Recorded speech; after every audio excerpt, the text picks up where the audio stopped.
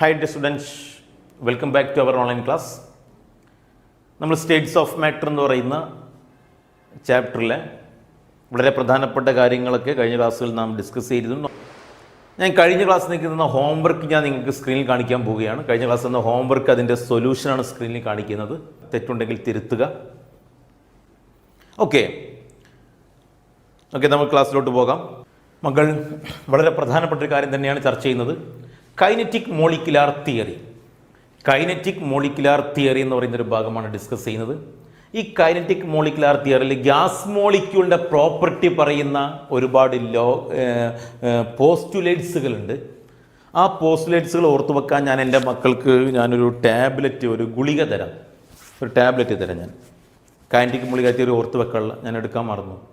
ഞാൻ വേണേൽ അതിൻ്റെ പേര് പറയാം. മക്കളത് കടയിൽ നിന്ന് വാങ്ങി കഴിച്ചോ. കൈനറ്റിക് മോളിക്കുലാർ തിയറി ഓർത്ത് വെക്കാനുള്ള ടാബ്ലറ്റിൻ്റെ പേര് മ്നോസെപ്റ്റ്.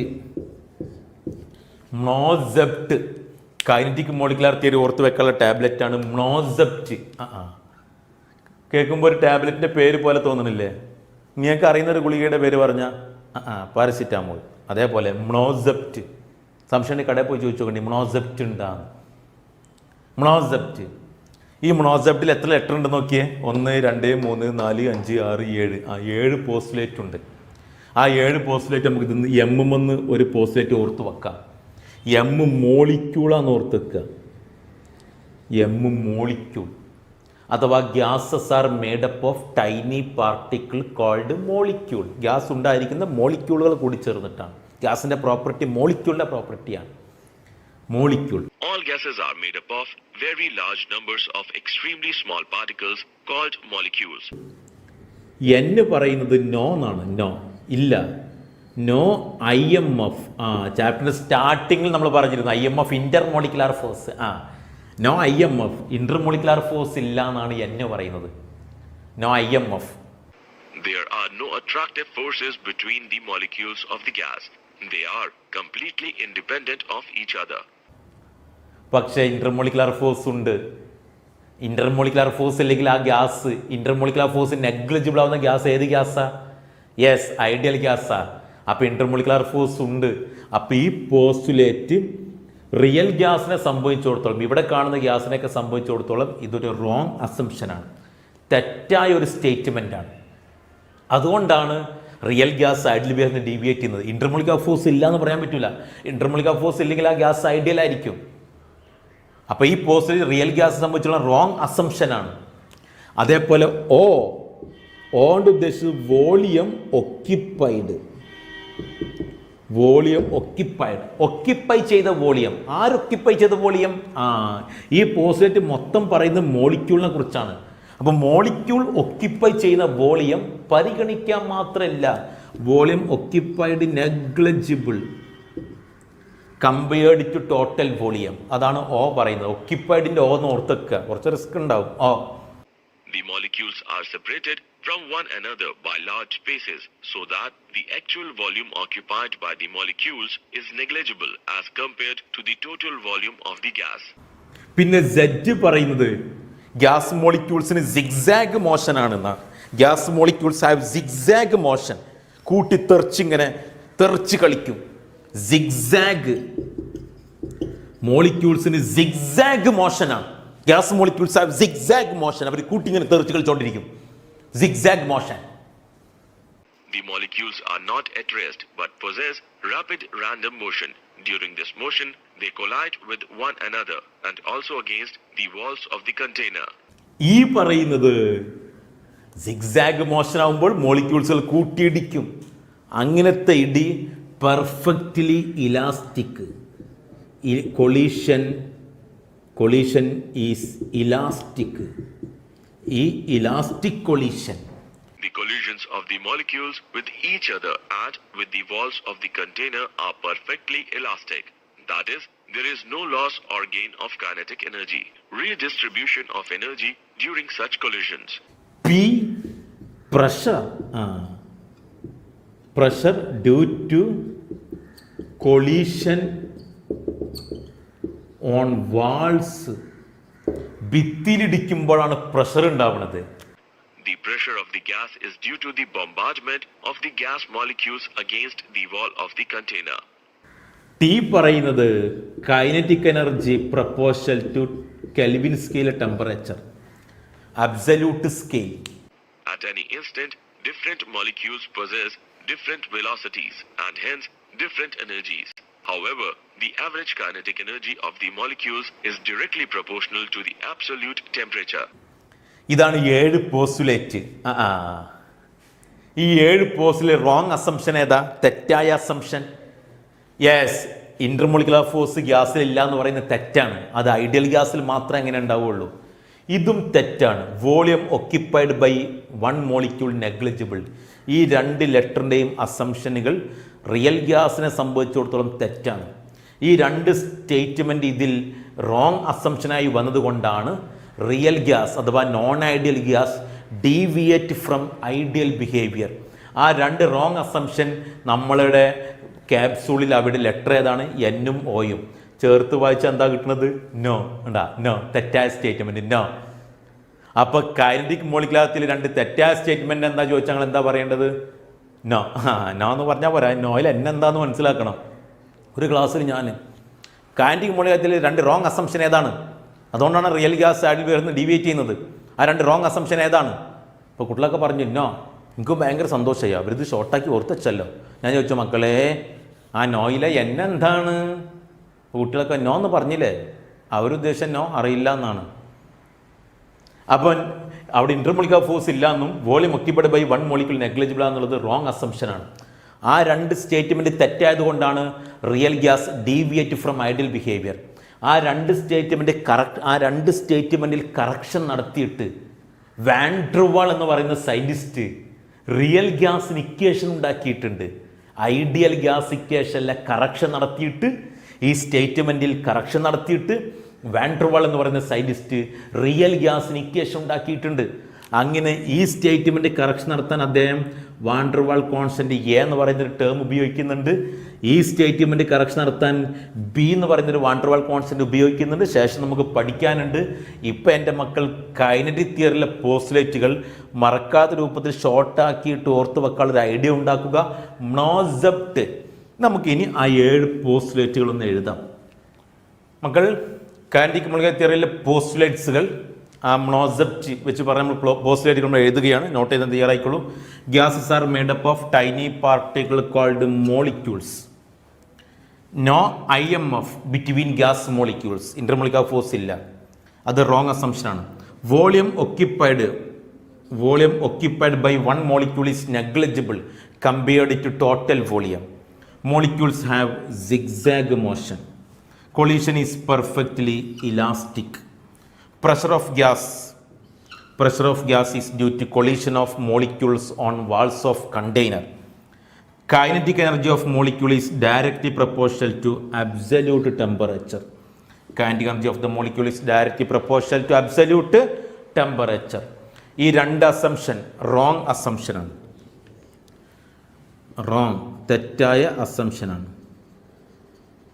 ആ 2 അസംഷൻ തെറ്റായത് കൊണ്ടാണ് real gas deviate from ideal behaviour. Wrong assumption. 2 statement. Why do real gas deviate from ideal behaviour? Due to presence of 2 wrong assumption in kinetic molecular theory. ആ 2 statement ശരിയായിരുന്നുവെങ്കിൽ real gas ഒക്കെ ideal behaviour ആകുമായിരുന്നു. അത് correction നടത്തിയിട്ടാണ് van der Waal എന്ന് പറയുന്ന scientist real ഗ്യാസിന് equation propose ചെയ്തത്. അതിനെക്കുറിച്ച് നമുക്ക് ചർച്ച ചെയ്യാം. വേഗം ഈ പോസ്റ്റുലേറ്റുകൾ എഴുതൂ. ഓക്കെ മക്കൾ, ഈ കൈനറ്റിക് മോളിക്കുലർ തിയറിയുടെ ഭാഗത്ത് 1-2 ഇക്വേഷൻസ് മക്കളൊന്ന് മനസ്സിലാക്കണം.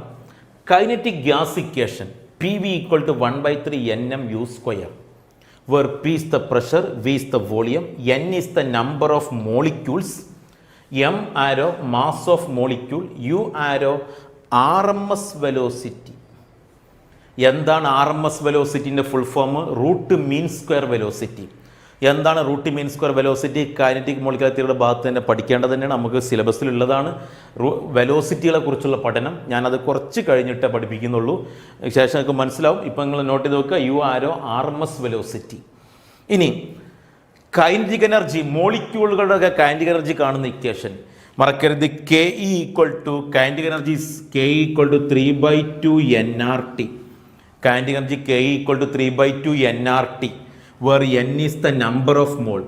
അപ്പോൾ ഒരു മോളിൻ്റെ ഫോർ 1 മോൾ, ഒരു മോളിൻ്റെ kinetic energy കാണാനുള്ള equation for 1 mole Ke equal to 3/2 RT, number of mole 1 ആയി, n equal to 1 ആയാൽ ഒരു മോളിൻ്റെത് K equal to 3/2 nRT, 3/2 nRT, K equal to 3/2 nRT.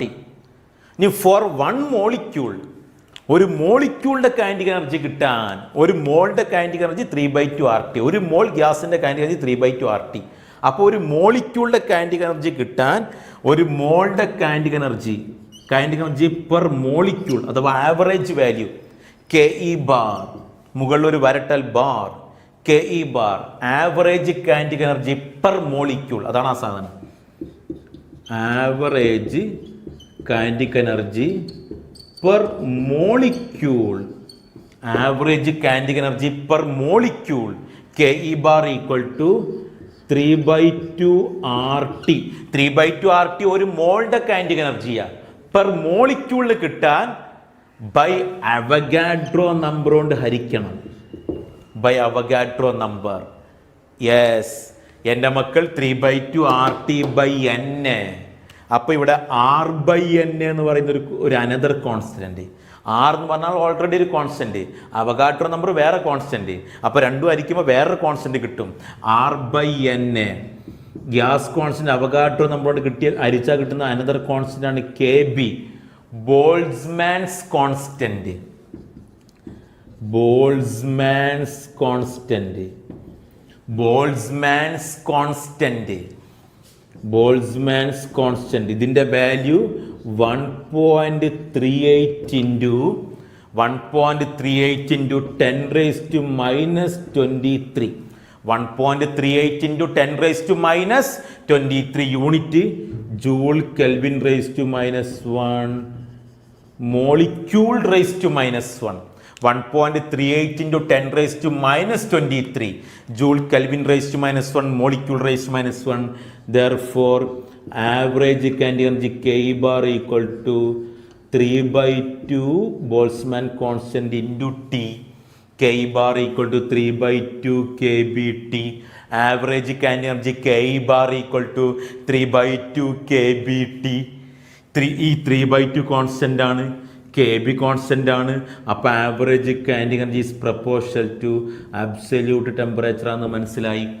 Average kinetic energy is proportional to absolute temperature. KE bar proportional to T Kelvin. Average kinetic energy KE bar proportional to T Kelvin. KE bar equal to 3/2 KBT. KB is the Boltzmann's constant. അതിൻ്റെ value 1.38 into 10 raised to minus 23 unit joule kelvin raise to minus 1 molecule raise to minus 1. ഈ ഇക്വേഷൻസുകളൊക്കെ അറിഞ്ഞിരിക്കണം. Kinetic molecular തിയറിയുമായി ബന്ധപ്പെട്ട് മോളിക്യൂളുകളുടെ velocity, molecular സ്പീഡുമായി ബന്ധപ്പെട്ട ചില കാര്യങ്ങൾ മക്കൾ മനസ്സിലാക്കണം. വളരെ ശ്രദ്ധിച്ചാൽ മാത്രമേ മനസ്സിലാവുള്ളൂ. ഇത് പുതുതായിട്ട് സിലബസിൽ ആഡ് ചെയ്ത ഒരു കോൺസെപ്റ്റ് ആണ്. Maxwell Boltzmann distribution curve four molecular velocity. ഇതെന്താ ചോദിച്ചാൽ, ഒരു കണ്ടെയ്നറിന്റെ അകത്തുള്ള ഗ്യാസ് മോളിക്യൂൾസിന് എല്ലാ മോളിക്യൂളിലും ഒരേ സ്പീഡല്ല, എല്ലാവരും ഒരേ സ്പീഡിലല്ല പോണത്. വളരെ സ്പീഡിൽ പോകുന്ന, ഭയങ്കര സ്പീഡുള്ള കുറച്ച് മോളിക്യൂൾസ് ഉണ്ട്, വളരെ പതുക്കെ പോകുന്ന കുറച്ച് ആൾക്കാരുണ്ട്. അധിക പേര് ഒരു പ്രത്യേക വെലോസിറ്റി കാണിക്കും. അതായിരിക്കും ആവറേജ് വെലോസിറ്റി. എന്ത് വെലോസിറ്റി? Average velocity. ചിലപ്പോൾ പതുക്കെ അങ്ങനെ പോകുന്ന ഒരു മോളിക്യൂളിനെ വളരെ സ്പീഡിൽ വരുന്ന ഒരു മോളിക്യൂൾ ഒരു അറ്റടിയായിരിക്കും. അപ്പൊ പതുക്കെ പോകുന്ന ആളുടെ വെലോസിറ്റി കൂടും, ഇടിച്ച ആളുടെ വെലോസിറ്റി കുറയും ചെയ്യും. അങ്ങനെയൊക്കെ സംഭവിക്കും. അപ്പൊ ഗ്യാസിന്റെ അകത്ത് മോളിക്യൂൾസുകൾക്ക് വെലോസിറ്റി വിതരണം ചെയ്തിരിക്കുന്നത് എങ്ങനെയാണ്? നല്ല വെലോസിറ്റിയുള്ള മോളിക്യൂൾ എത്ര ഫ്രാക്ഷൻ ഉണ്ട്, എത്ര അളവുണ്ട്? വെലോസിറ്റി കുറഞ്ഞ മോളിക്യൂൾസ് എത്ര ഫ്രാക്ഷൻ വരും? അധിക പേരും ഒരു പ്രത്യേക വെലോസിറ്റി കാണിക്കുന്നുണ്ടോ? മോളിക്യൂൾസിന്റെ വെലോസിറ്റി വിതരണം ചെയ്തിരിക്കുന്നത് അതിന്റെ അമൗണ്ട് ഫ്രാക്ഷനുമായി ബന്ധപ്പെട്ട് എങ്ങനെയാണ്? നല്ല വെലോസിറ്റി കാണിക്കുന്ന മോളിക്യൂൾ ആണോ കൂടുതലുള്ളത്? വളരെ കുറഞ്ഞ വെലോസിറ്റി കാണിക്കുന്ന മോളിക്യൂൾസ് ആണോ കൂടുതലുള്ളത്? അല്ലെങ്കിൽ അധിക പേരും ഒരു പ്രത്യേക വെലോസിറ്റി ആണോ കാണിക്കുന്നത്? ഇത്തരം പഠനങ്ങളാണ് മാക്സ്വെല്ലും ബോൾട്സ്മാനും നടത്തിയത്. എന്നിട്ട് അവർ നടത്തിയ എക്സ്പെരിമെന്റും പഠനങ്ങളും നമുക്ക് മനസ്സിലാക്കി തരാൻ ഒരു ഗ്രാഫിക്കൽ എക്സ്പ്ലനേഷൻ ആണ് അവർ ഉപയോഗിച്ചത്. ആ ഗ്രാഫാണ് ഞാൻ എന്റെ മക്കളെ കാണിക്കാൻ പോകുന്നത്. Maxwell Boltzmann distribution curve for molecular velocity. X ആക്സിസിൽ ഞാൻ മോളിക്യുലർ വെലോസിറ്റി എടുക്കുന്നു. എക്സ് ആക്സിസിൽ മോളിക്യുലർ വെലോസിറ്റി, വൈ ആക്സിസിൽ ഫ്രാക്ഷൻ ഓഫ് മോളിക്യൂൾ. വൈ ആക്സിസിൽ ഫ്രാക്ഷൻ ഓഫ് മോളിക്യൂൾ, എത്ര അളവ് മോളിക്യൂൾ, ഫ്രാക്ഷൻ. എക്സ് ആക്സിൽ വെലോസിറ്റി. ഈ ഒരു പോയിന്റ് പ്രത്യേകത എന്താ? ആ ഒരു പോയിന്റിൽ വെലോസിറ്റി ഇല്ല. ആ ഒരു പോയിന്റിൽ വൈ ആക്സിസും പൂജ്യമാണ്, എക്സും പൂജ്യമാണ്. അതിനർത്ഥം വെലോസിറ്റി ഇല്ല. വെലോസിറ്റി ഇല്ലാത്ത മോളിക്യൂൾസിന് ഫ്രാക്ഷൻ പൂജ്യം. അതിന്റെ അർത്ഥം ഇങ്ങനെ നിൽക്കുന്ന മോളിക്യൂൾ ഉണ്ടാവില്ല, നിശ്ചലമായി നിൽക്കുന്ന മോളിക്യൂൾ ഉണ്ടാവില്ല. വെലോസിറ്റി പൂജ്യമായ മോളിക്യൂളിന്റെ ഫ്രാക്ഷൻ പൂജ്യം. ഇനി ഗ്രാഫ് ഇങ്ങനെയാണ് നമ്മൾ കാണിക്കുന്നത്. അതിന്റെ അർത്ഥം വെലോസിറ്റി കൂടുന്തോറും ഫ്രാക്ഷൻ കൂടുന്നു. ഇവിടെ വെലോസിറ്റി കുറച്ച് കുറവാണ്, അപ്പൊ അതിന്റെയൊക്കെ ഫ്രാക്ഷൻ കുറവാണ്. അപ്പൊ അതൊക്കെ പോകുന്ന മോളിക്യൂൾ കുറച്ചേ ഉണ്ടാവുള്ളൂ. ഗ്രാഫ് ഇങ്ങനെ പോയി ഇങ്ങനെ പോകും. ഈ ഗ്രാഫിൽ നിന്ന് മനസ്സിലായത് വെലോസിറ്റി കുറഞ്ഞ മോളിക്യൂളുകൾ, പതുക്കെ പോകുന്ന മോളിക്യൂൾസുകൾ കുറച്ച് ഫ്രാക്ഷനേ ഉള്ളൂ. നല്ല വെലോസിറ്റി ഉള്ള, കണ്ടോ, നല്ല സ്പീഡിൽ പോകുന്ന, ഇതാണ് വെലോസിറ്റി ആക്സിസ്. നല്ല വെലോസിറ്റി ഉള്ള മോളിക്യൂളിന്റെ ഫ്രാക്ഷനും പൊതുവെ കുറവാണ്. നല്ല വെലോസിറ്റി ഉള്ള മോളിക്യൂളിന്റെ ഫ്രാക്ഷനും കുറവാണ്. വെലോസിറ്റി കുറഞ്ഞ മോളിക്യൂളിന്റെ ഫ്രാക്ഷനും കുറവാണ്. പിന്നെ എന്താ? Maximum fraction. അധിക മോളിക്യൂൾസുകൾ, കൂടുതൽ മോളിക്യൂൾസുകൾ, മാക്സിമം ഫ്രാക്ഷൻ. മാക്സിമം ഫ്രാക്ഷൻ കാണിക്കുന്ന ഒരു വെലോസിറ്റി ഈ ഒരു വെലോസിറ്റി ആയിരിക്കും. അതാണോ അവിടുത്തെ ഏറ്റവും വലിയ വെലോസിറ്റി? അല്ല. ആ വെലോസിറ്റിയുടെ പ്രത്യേകത അധിക മോളിക്യൂൾസുകളും, അതാണ് ഫ്രാക്ഷന്റെ ആക്സിസ്. അധിക പേരും, മാക്സിമം ഫ്രാക്ഷൻ, അധിക പേര് കാണിക്കുന്ന ഒരു വെലോസിറ്റിയാണ് ഈ ഒരു velocity. It is represent as alpha. Alpha അതിന്റെ fraction represent as F. F, this is the velocity of maximum fraction of molecule. Velocity of maximum fraction of molecule alpha. It is known as most probable velocity. എന്ത്? Most probable velocity എന്ന് പറഞ്ഞാൽ ആ ഗ്യാസിലെ ഏറ്റവും വലിയ velocity ആണെന്ന് വിചാരിച്ചവർ തെറ്റി. അത് highest velocity അല്ല, അത് അധിക പേര് കാണിക്കുന്ന ഒരു velocity. Most probable velocity alpha. These experiment അല്ലെങ്കിൽ these graph is at a temperature T1. ഞാൻ ഇനി ആ ഗ്യാസിന്റെ ടെമ്പറേച്ചർ കൂട്ടാൻ പോവാം. T2 ടെമ്പറേച്ചർ നടത്താൻ പോവാം. The condition is T2 greater than T1. Temperature കൂട്ടിയാൽ ഗ്രാഫിൽ വരുന്ന മാറ്റം എങ്ങനെയായിരിക്കും? when temperature is increased, T2 is the വലിയ ടെമ്പറേച്ചർ ആണെങ്കിൽ ഗ്രാഫ് ഇങ്ങനെ പോകും. ഇതൊന്ന് മനസ്സിലാക്കേണ്ടത്, ഗ്രാഫ് താഴ്ന്നു പക്ഷെ റൈറ്റിലോട്ട് ഷിഫ്റ്റ് ചെയ്തു. This is at a temperature T2. Condition T2 greater than T1. ആ ഗ്യാസിന്റെ ടെമ്പറേച്ചർ കൂട്ടിയപ്പോൾ വെലോസിറ്റി കുറവുള്ള മോളിക്യൂളിന്റെ ഫ്രാക്ഷൻ കുറഞ്ഞു. വെലോസിറ്റി കൂടിയ മോളിക്യൂളിന്റെ ഫ്രാക്ഷൻ കൂടി. നേരത്തെ ആൽഫ ഇവിടെയായിരുന്നു, ഇപ്പത്തെ ആൽഫ കിടക്കുന്നത് ഇവിടെയാണ്. മോസ്റ്റ് പ്രോബബിൾ വെലോസിറ്റി കൂടി, പക്ഷെ അതിന്റെ ഫ്രാക്ഷൻ കുറഞ്ഞു. ഇത് F1 ആണെങ്കിൽ ഇത് F2, ഇത് α1 ആണെങ്കിൽ ഇത് α2. ആൽഫ കൂടി പക്ഷെ അതിന്റെ ഫ്രാക്ഷൻ കുറഞ്ഞു. അതെന്താ? ആ ഗ്യാസിനെ ചൂടാക്കിയപ്പോൾ വെലോസിറ്റി കുറഞ്ഞ മോളിക്യൂളുകളുടെ എണ്ണം കുറഞ്ഞു എന്ന് പറഞ്ഞാൽ കുറെ ആൾക്കാരുടെ വെലോസിറ്റി കൂടി. വെലോസിറ്റി കൂടിയ മോളിക്യൂളിന്റെ ഫ്രാക്ഷൻ കൂടി. ചൂടാക്കിയപ്പോൾ കുറെ ആൾക്കാർക്ക് നല്ല വെലോസിറ്റി കിട്ടി, വെലോസിറ്റി കൂടിയ ഫ്രാക്ഷൻ കൂടി. നേരത്തെ ആൽഫ ഒരു 50 മീറ്റർ പെർ സെക്കൻഡ് ആയിരുന്നെങ്കിൽ ഇപ്പത്തെ ആൽഫ ഒരു 70 മീറ്റർ പെർ സെക്കൻഡ് ആയിട്ടുണ്ട്. ആൽഫ കൂടി, പക്ഷെ ആൽഫയുടെ ഫ്രാക്ഷൻ നേരത്തെ അത്ര ഇല്ല. അതെന്താ ഫ്രാക്ഷൻ കുറയാൻ കാരണം? നേരത്തെ അധിക പേര് കാണിക്കുന്ന വെലോസിറ്റി എന്ന് പറഞ്ഞാൽ കൂടുതൽ ഫ്രാക്ഷൻ ഉണ്ടായിരുന്നു. എന്നാൽ ഇപ്പോൾ അത്ര ഫ്രാക്ഷൻ ഇല്ല. അതിനകത്ത് മോളിക്യൂൾസ് കുറഞ്ഞുകൊണ്ടല്ലത്, വെലോസിറ്റി കൂടിയവരുടെ ഫ്രാക്ഷൻ കൂടിയിട്ടുണ്ട്. അതുകൊണ്ടാണ് ഈ ഫ്രാക്ഷൻ കുറഞ്ഞത്. അല്ലാതെ ഒരു കണ്ടെയ്നറിനകത്ത് ഗ്യാസിനെ ചൂടാക്കുമ്പോൾ മോളിക്യൂൾസ് എങ്ങോട്ടും പോലും അവിടെ ഉള്ളിൽ തന്നെ ഉണ്ടാവും. വെലോസിറ്റിയിലാണ് മാറ്റം വരുന്നത്. അതുകൊണ്ടാണ് ആ വെലോസിറ്റിയുള്ള ഫ്രാക്ഷൻ കുറഞ്ഞത്. പറഞ്ഞ മനസ്സിലായോ? അപ്പൊ ഗ്രാഫ് റൈറ്റിൽ ഷിഫ്റ്റ് ചെയ്തു. മാക്സ്വെൽ ബോൾട്സ്മാൻ ഡിസ്ട്രിബ്യൂഷൻ കർവ്, ഇതിന്റെ ബേസിൽ എന്താണ് മോസ്റ്റ് പ്രോബബിൾ വെലോസിറ്റി, അതിന്റെ ഡെഫിനേഷൻ പഠിക്കണം. പിന്നെ ഒരു ആവറേജ് വെലോസിറ്റി എന്നുണ്ട്. ഇതിന്റെ അകത്തുള്ള എല്ലാ മോളിക്യൂളിന്റെ വെലോസിറ്റിയും കൂട്ടിയിട്ട് എണ്ണം കൊണ്ട് ഹരിച്ചാൽ അതിന്റെ ആവറേജ് വാല്യൂ കിട്ടും. Average velocity. പിന്നെ അതേപോലെ വേറെ വെലോസിറ്റിയാണ് റൂട്ട് മീൻ സ്ക്വയർ വെലോസിറ്റി. ഇതിന്റെ ഡെഫിനേഷൻ ഇക്വേഷനും പഠിക്കണം. അപ്പൊ മാക്സ്വെൽ ബോൾട്സ്മാൻ ഡിസ്ട്രിബ്യൂഷൻ കർവിൽ ടെമ്പറേച്ചറിൽ മാറ്റം വരുത്തിയപ്പോൾ T2 ഗ്രേറ്റർ T1 ആയപ്പോൾ ഉണ്ടായ മാറ്റങ്ങൾ, graph shifted to right, graph വലത്തോട്ട് തെറ്റി. Fraction of minimum velocity decrease, velocity കുറവുള്ള ഫ്രാക്ഷൻ കുറഞ്ഞു. Fraction of maximum velocity increase, velocity കൂടുതലൊക്കെയുള്ള ഫ്രാക്ഷൻ കൂടി. പിന്നെ ആൽഫ ഇൻക്രീസ്, നേരത്തെ ആൽഫനേക്കാളും പിന്നത്തെ ആൽഫ കൂടി. അതിനർത്ഥം alpha 2 greater than alpha 1. Fraction of alpha, ഈ ആൽഫ മോസ്റ്റ് പ്രോബബിൾ വെലോസിറ്റി കാണിക്കുന്ന ഫ്രാക്ഷൻ കുറഞ്ഞു. അഥവാ F2 ലെസ് ദാൻ F1.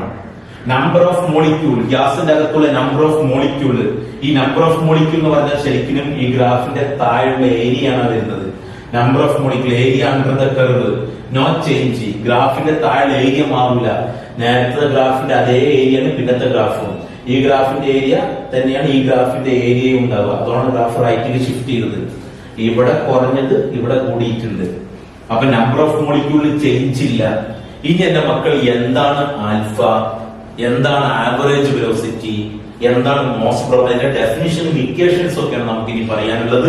വേഗം ഈ ഗ്രാഫും ആ ജസ്റ്റ് ഒരു എക്സ്പ്ലനേഷനും കാര്യങ്ങളൊക്കെ ഒന്ന് നോട്ട് ചെയ്യാം. ഓക്കെ മക്കളെ, മോളിക്കുലർ വെലോസിറ്റി മൂന്നെണ്ണാണ്. ഒന്ന് most probable velocity is represented by alpha. അടുത്ത average velocity V, small letter V. Root mean square velocity small letter U. Most probable velocity എന്താ നേരത്തെ കാണിച്ചതും, velocity of maximum fraction of molecule, അധികം molecule കാണിക്കുന്ന velocity. അതിന്റെ equation alpha equal to root of 2RT/m. m is the molecular mass. Average velocity എന്ന് പറഞ്ഞാൽ മൊത്തം velocity average. V equal to V1 plus V2 plus etcetera Vn/n. Average എടുക്കുക. അതിന്റെ equation V root of 8RT/m. കാണാതെ പഠിക്കണം. Root mean square velocity ആണ് ആവറേജിന്റെ സ്ക്വയറിന്റെ root. Root of V1 square plus V2 square plus V2 square plus etc. Vn square by n. U equal to root of 3RT/m. V equal to root of 8RT/m. Alpha equal to root of 2RT/m. അപ്പോൾ അവർ തമ്മിൽ ratio കാണാൻ എല്ലാത്തിനും common ആയിട്ട് RT/m ഉണ്ട്. അത് cancel ആയാൽ alpha is to V is to U equal to root 2 is to root 8/5 is to root 3. ഇതിലേറ്റവും ചെറുത് റൂട്ട് 2 ആണ്. റൂട്ട് 2 കൊണ്ട് എല്ലാത്തിനും ഡിവൈഡ് ചെയ്താൽ 1 ഈസ് ടു, ഇതിനെ റൂട്ട് 2 ഡിവൈഡ് ചെയ്താൽ 1.128 ഈസ് ടു 1.224. ഇത് കാണാതെ പഠിക്കണം, പരീക്ഷ ഇൻട്രസ്റ്റ് ചോദിക്കുന്നതാണ്. 1 ഈസ് ടു 1.128 ഈസ് ടു 1.224. അപ്പൊ ഏറ്റവും ചെറുത് ആൽഫയാണ്. Alpha less than V less than U. Velocity കൂടി വരുന്ന ഓർഡർ എങ്ങനെ? ആൽഫ ചെറുത്, അതിനേക്കാളും വലുത് V, അതിനേക്കാളും വലുതാണ് average root mean square velocity, RMS velocity. ഈ റൂട്ട് മീൻ സ്ക്വയർ ആണ് RMS velocity. Root mean square velocity ആണ്. ഓക്കെ, അപ്പൊ നമ്മൾ കൈനറ്റിക് മോളിക്കുലർ തിയറിയും മോളിക്കുലർ വെലോസിറ്റികളെ കുറിച്ചാണ് പഠിച്ചത്.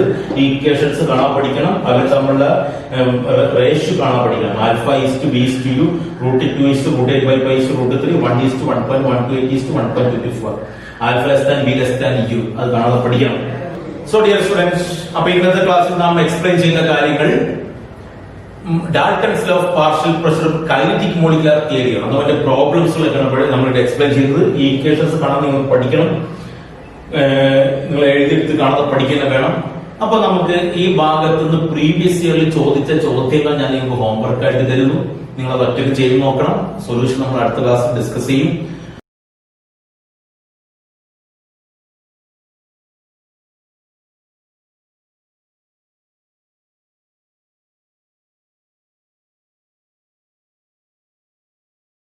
അപ്പോൾ നിർബന്ധമായിട്ട് നിങ്ങൾ നോട്ടുകൾ എഴുതി വ്യക്തമായിട്ട് പഠിക്കാൻ വേണ്ടി ശ്രമിക്കുക. വീണ്ടും കാണാം. Good bye.